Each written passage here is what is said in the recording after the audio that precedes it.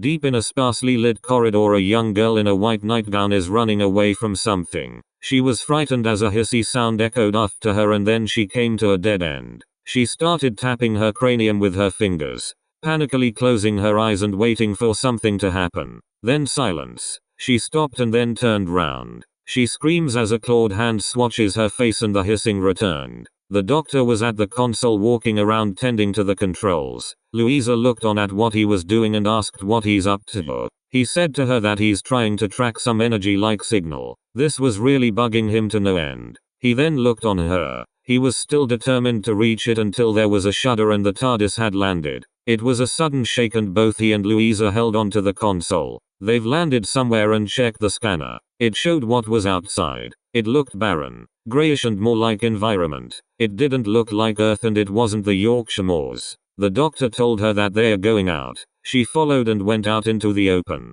The air was muggy and a faint mist loomed over the landscape. Before they could take a few steps, an antenna popped up from the ground and beeped. The doctor observed it closely. What he didn't notice was at the other end was a man looking at a screen and letter in response. While the doctor inspected the antenna, Louisa noticed a few flickering down a hill and shouted for him. He came over and noticed a bubble sphere. A base of operations. That antenna must be part of its security and decided to head to it. She asked if it was safe. He looked again. Doesn't seem to be any security guards around. It may not be top secret government spiel, but he did have his hums and aries about the place. The two walked through some automatic doors. What is this place? A hospital of sorts? There were people in white coats and sorts medical gear. One of the employees clumsily dropped a pile of papers onto the floor and the doctor kindly gave him a hand. The employee thanked him, but when he locked eyes on the doctor he questioned him what he was doing here. The doctor went into his pockets, but his leather wallet was,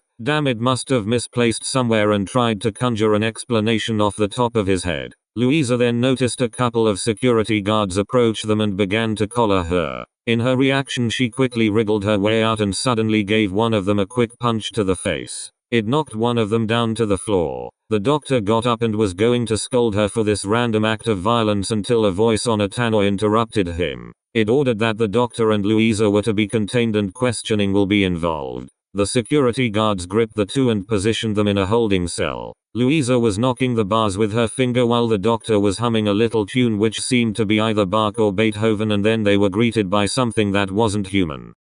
The figure was statuesque and feminine but had strong xenomorphic-like features, including a long skull. It told the doctor and Louisa to follow it to the office of one Dr. Yokohama. The two were escorted to the office and sat down. Dr. Yokohama's static but stilled voice asked the statuesque creature to leave, and it does so. He then swiveled his chair round to face them and questioned them why they were trespassing on the premises. Dr. Yokohama wore a bright red suit and had curly hair with spectacles to boot. The doctor wanted to know what this place is and how it functions. Dr. Yokohama explains that the planet Kima is home to a rehabilitation center for children with psychic abilities. The doctor's ears pricked up. Psychic abilities? Rehabilitation? Dr. Yokohama continues on that the Oztach company had set this up, the facility, and plans to, he gave a little cough, cleanse the minds of these poor innocent children, making them normal to live among society. The doctor's thoughts were on two subjects. One was the name Oztach, having encountered their empire on several occasions, the Astana confinement, the Ostentero mining ship, and the botany research facility on Rymora. The second was that idea of extracting the psychic powers from children and making them normal. He didn't like the idea at all and wondered why a corporate company would proceed with such a thing. Dr. Yokohama did give an explanation that one of the company's chairman's daughter accidentally killed his wife from a sudden tantrum and got killed from her brain being squashed to a pulp within the skull. Louisa then asked Dr. Yokohama about that statuesque creature they encountered. Dr. Yokohama says they called Mammy nuns. They are the caretakers and look after the children while in rehabilitation. She felt nerved by this revelation. Those creatures are terrifying and shouldn't be around kids at all times. She'd seen Alien before and know something like that could easily massacre a child in 2 minutes. Dr. Yokohama gave his reassurance to this and said they are under control. Microchipped and all their vicious tendencies are dormant. The doctor then asked where did they find these species. Dr. Yokohama said that the company found them somewhere in deep space and used them for profit. That's all the information he was given when they start utilizing them on Kima. He then asked the doctor and Louisa to leave his office. The mammy nun returned and escorted the two out of the office. As the office door closed, Dr. Yokohama asked it to keep an eye on the doctor and Louisa. He has some suspicions, especially the doctor. The mammy nun agreed to the arrangement and said it'll integrate the information to the others. The doctor and Louisa were walking around the corridors. There they find a bay full of beds and decided to check it out. There were children in the room doing multiple activities from mathematics to puzzles. One of them caught the doctor's eye as it was playing a recorder. It took him back to his second incarnation and smiled. He then turned to Louisa. He wanted to know about this rehabilitation system and find what the intention is. To him it's like they're going to lobotomize these children and reduce them to a cabbage, not function in what Dr. Yokohama says a normal society. He wasn't having any of that and planned to get to the bottom of this. He then noticed two of the mammy nuns lurking out in the corridor and told Louisa to stay here. She whispered to him where he was going. He was going back to Dr. Yokohama's office and find more evidence to take down this facility. She agreed and he slipped away out of the room. The two mammy nuns glided up to her and asked where the doctor is going. She said he's looking for the bathroom. She slowly turned her eyesight away from the xenomorphic features and turned her attention to a young girl who was hiding her eyes with a blanket. Clearly something is going on in this place. The doctor approached Dr. Yokohama's office door. There was a keypad and had to use a 4-digit code. He used the sonic screwdriver. He entered in and began to investigate Dr. Yokohama's documents about the rehabilitation center and its methods. Louisa, noticing the scared girl, came over and asked why she was frightened. The little girl called V whispered to her that the mammy nuns have secretly been taking children and not returning. Louisa wondered if the removed children were going through the experiments to remove their physic abilities, but there were medical staff walking around the facility and seemed to be the ones doing the professional procedures. V also said that her fellow patient Nori went missing a few days ago and mentioned that her psychic powers were at an early stage. Louisa asked how she knew that. V said she can read minds. After all, these children have the abilities to do so, and started to give facts about her and the doctor. Louisa quickly pinched Vi's lips and shushed her. She told V that some of her life is strictly confidential. The doctor rummaged through various documents consisting of past alternative planned treatments and then found a file with a name titled Operation Witchfire and something called the Pinocchio virus. Before he started turning pages, Dr. Yokohama silently entered his office and collared the doctor. He, in his blunt but static tone, requested him to leave his office. The doctor stepped towards him with the file still in his hand and demanded to know what Operation Witchfire and the Pinocchio virus are. Dr. Yokohama requested again, but the doctor didn't budge. He wanted to know the truth and started to move stuff around the office. Dr. Yokohama quickly shifted and placed everything back neatly where they were. The doctor noticed that he was OCD and again messed with items in the office. Dr. Yokohama reached a bit of a breaking point and the doctor seized the chance to make him talk. The origins of the Pinocchio virus came from a crashed asteroid that was discovered on Kima, and scientists found a gaseous substance that can remove senses when being integrated with it via insertion. Operation Witchfire's main goal is to use the newly found virus as a solution to remove psychic abilities. The doctor slammed down the file to the floor and shouted at him. He and this research facility were committing murder, all for scientific reasons. What about the families of these children? Do they get their say if their son or daughter is lying on a morgue table when the research procedure goes badly? Dr. Yokohama just stared at him and said that the families had paid for their children to be in the facility. None of the families were loving ones, just bureaucrats. Selfish millionaires, you name it, and basically sold their own flesh and blood for science. The doctor's heart sank and decided to walk to the door, but then turned round and faced Dr. Yokohama. He noticed something, and it was Dr. Yokohama himself. The doctor slowly walked forward to him. Dr. Yokohama wasn't human but an android, and gravely said to him that he was a puppet for the Oztach Corporation. Dr. Yokohama just replied with a so and was going to call security. The doctor quickly grabbed his right shoulder and pulled down to the floor. He stepped over him and said he going deactivate him. After all, he's a doctor of many things.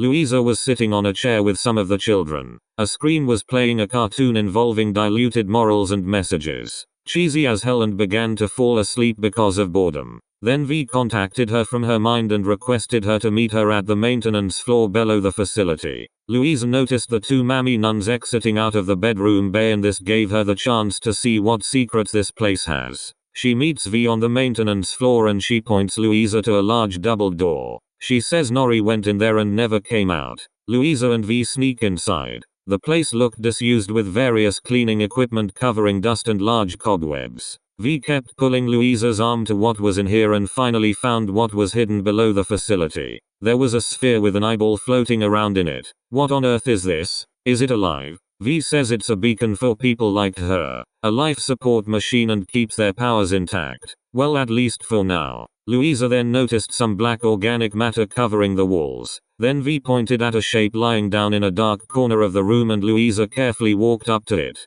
It was one of the mammy nuns and its skull was penetrated, leaving a hole the size of a golf ball. V asked if it's safe. Louisa said it seems safe. Suddenly it sat up and started to viciously hiss at them. Louisa backed away and got hold of V. They were getting out here but ended up surrounded by more of the mammy nuns emerging out of the darkness. Louisa then realized something. Dr. Yokohama mentioned they had microchips embedded in their skulls and now they've removed them, showing what this species truly is. V panicked. She screamed and suddenly let out a shockwave, knocking the mammy nuns down. Louisa and V quickly headed to the door where they came from, but it was locked from the outside. Louisa turned back.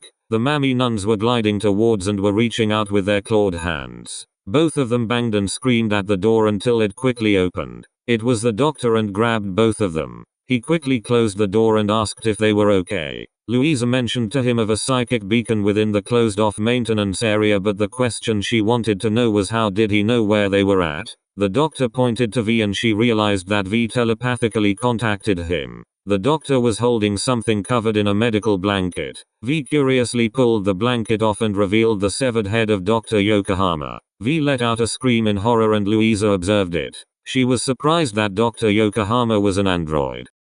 The doctor informs Louisa of the Pinocchio virus and that he has the intention to destroy it. V asks him about the virus and he says it'll drain her psychic powers, reducing her to a normal girl with plain emotions. His conversation was interrupted by the mammy nuns trying to smash their way through the doors. Louisa tells him that they've been removing their microchips out of their skulls and started to become vicious when in contact. The doctor observed the situation with the restless creatures. Using a deadly alien species for hospitality in a corporate-owned facility is ludicrous and can lead to more deaths if they can't be stopped. She also mentions the sphere beacon for the children like V. Again his attention turned to the two. Why is it down in the depths of the maintenance area? Is it part of Operation Witchfire? And then a plan started to slowly form in his brain. He ordered Louisa to evacuate the medical staff out of the facility while he and V returned to the depths of the maintenance area. V was scared as the mammy nuns were still trying to get out, but the doctor had to get back into where they emerged from and wanted to look into the source. He got hold of Vi's hand and told her run. He opened the doors and the mammy nuns ravaged out. He and V quickly legged it into the depths of the maintenance area without being clawed by the mammy nuns. They reached the sphere at the heart of the depths and the doctor observed it intrigued. V said it was the beacon for people like her with psychic abilities. The doctor wondered if the Oztach Corporation brought this here to find its secrets and possibly use it as a part of Operation Witchfire. Then the mammy nuns emerged from the shadows again, ready to rip the doctor and V apart. The doctor swiftly moved in front of V, protecting her, and ordered them to stand down. All the mammy nuns did was just hissing at them and flinchingly lunging at them. V, in a small act of nervousness, started pinching her cranium. He quickly turned around and asked what she was doing. What she was doing was contacting the other children. The other children stood up with eyes glowing amber like something out of Village of the Damned and did the same, and then the ground and the walls started to shake around them. The doctor looked at the sphere.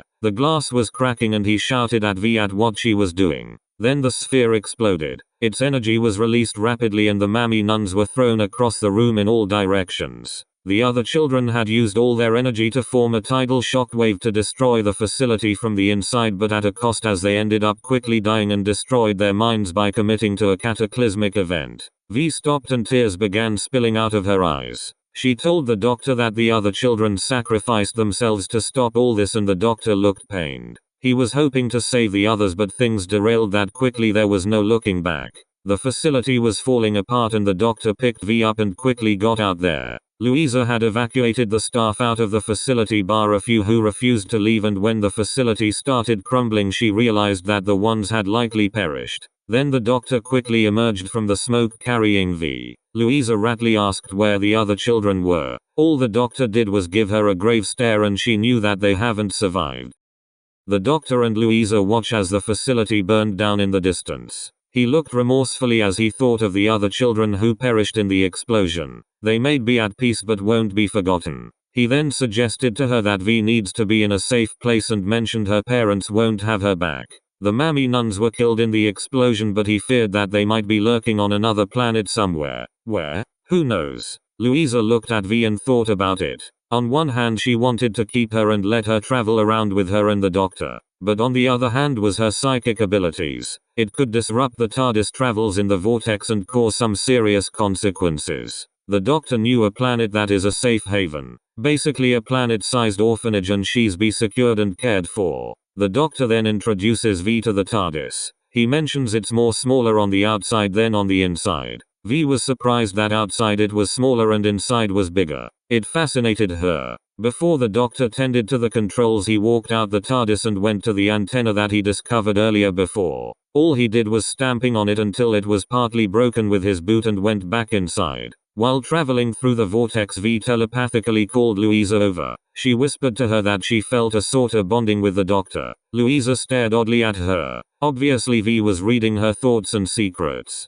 She whispered back to V that what's friends are for. The doctor said they've landed on the planet Fev and tells V her new home is waiting for her. Louisa volunteered to get her to it. The doctor nodded and let her a smile. As they walked out of the TARDIS, the doctor questioned himself in thought. The corporation he faced kept popping up on their travels and wondered if any more places have that name branded somewhere. Maybe. A universal conglomerate. But he also thought about V and her psychic abilities. When she gets older, would she sustain her powers any longer, or would they end up killing her if it becomes unstable to control? He wasn't sure himself.